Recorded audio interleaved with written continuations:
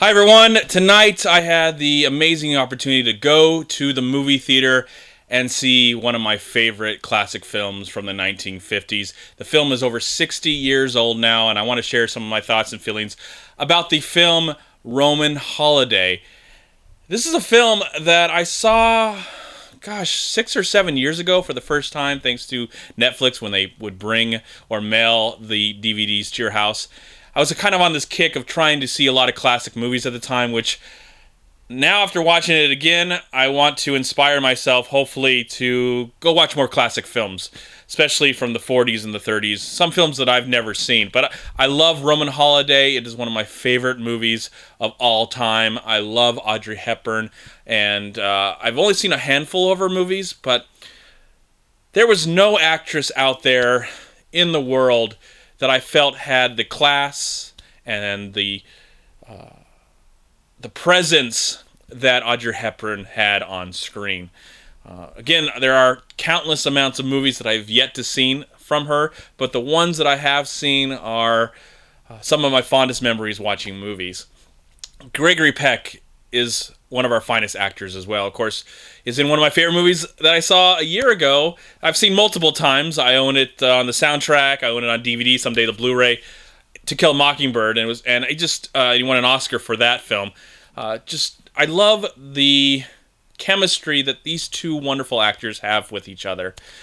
What was kind of interesting, getting a chance to see this movie finally in the theater, is a few days ago I saw one of the brand new movies in the theater called Trumbo, about Dalton Trumbo and his life experiences of being a screenwriter and being blacklisted and having to go under the radar through different other friends and get his screenplays out there.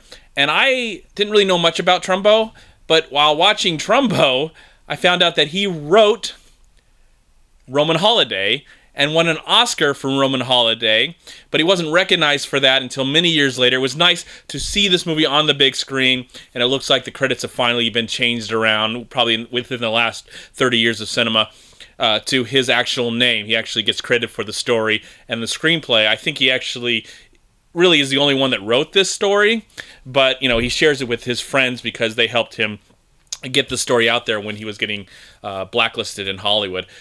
So that was kind of interesting to see that film and see that presentation, and then get to see Roman Holiday once again on the big screen, and just kind of have that in the back of my mind. One thing else I found interesting about this movie, having seen Audrey Hepburn's last movie that she was in, a movie called Always, which is based on a film called A Guy Named Joe, which was written by Dalton Trumbo. That was kind of interesting. So in Always, the small part that she has in that film with Richard Dreyfuss, she actually gives him a haircut.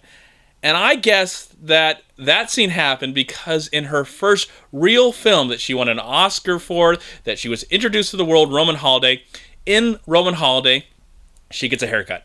So I don't know if there's any connection to that. I don't know if Spielberg was thinking of the movie Roman Holiday when he was filming the scenes with Audrey Hepburn and Richard Dreyfuss, and she was giving him a haircut.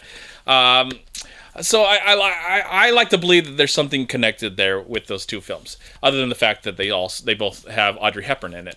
I love that this film was shot in location. It's one of the first films, I believe, that was shot on location in Rome, in Italy.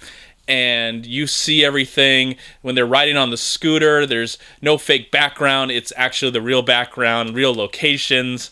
I love the story. Now, this story since then has been done to death. Sometimes we see it in, like a Princess Diaries kind of movie where this girl is kind of put in this, or she has lived in this world for a while, and she kind of has to step out of it to appreciate life more, or vice versa.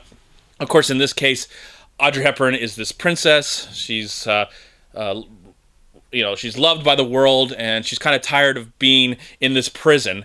And she kind of steps out and meets Gregory Peck, who is a reporter who's kind of using her, and she's using him. And he knows what she is, and she doesn't really know what he is. So there's kind of this weird atmosphere that is created between them. And it brings out so much realism and so much comedy. And I love the way how this movie is handled with the dialogue, and I love how just I love how the movie just makes me feel inside. I would love to see more movies like this that handle. I mean, I don't know. I mean, I guess if it was presented today, it would probably be Princess Diaries 10,000, and we, with horrible dialogue, horrible characters. But at least with this film, we get memorable characters, beautiful locations, and a really sweet story that I loved how it wraps up at the end. I don't want to spoil anything in this with my thoughts for people who haven't seen it yet, but I loved the last few minutes of the movie. That would never happen today on a big Hollywood movie when it involves a romantic comedy. It would never happen today. Never, ever, ever. You would never see that in a movie today, when especially with dealing with romance and comedy and stuff like that. It would never end like that. I think it's more poignant, more sweet, more profound, more genuine, more real the way it ends. I do want to just talk a little bit more about Audrey Hepburn and just her legacy. Again, I'm someone who needs to do more homework, see more films starring her, but the ones that I have seen just bring me to so much joy. Just her wonderful presence she had on screen, her personal life, the things that she did for the world for the time that she was, and I didn't realize that she was so young. She was only 63 when she passed away. That's my mom's age. That's another thing that's really interesting. I got a chance to see this with my mom today, which I got to share that with her. So it was really nice. Especially, she was born around the time the movie came out, and now she's about the age, the time that Audrey Hepburn sadly left us. So, just some interesting things that were going through my mind. Eddie Albert is also in the movie. He plays a photographer that works with Gregory Peck, and great to see him as a younger man. Usually we just know him from Green Acres, at least our Escape from Witch Mountain, which I remember him from because I remember seeing him in that. So I got to see him as a kind of a grandpa or an older man, and it's kind of cool to see him as a young man, or be reminded, since I have seen this movie before. It's just, I've never seen it on the big screen in the great, glorious 1.33 aspect ratio, the full screen aspect ratio. I hope to own the movie on DVD or Blu-ray if I can find it, but it was really an amazing experience. Thanks to TCM and Phantom Events for showing this movie tonight. I'm really glad I got a chance to see it and appreciate it and enjoy it, and just reminded how much I really love the film, and just love the amazing relationship that these two actors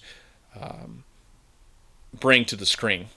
And it was also really cool to find out, thanks to the people that were presenting this film, TCM, that Gregory Peck was so in love with working with Audrey Hepburn. It was our first really big movie, and he wanted her to have credit, or at least more credit, because it was her movie.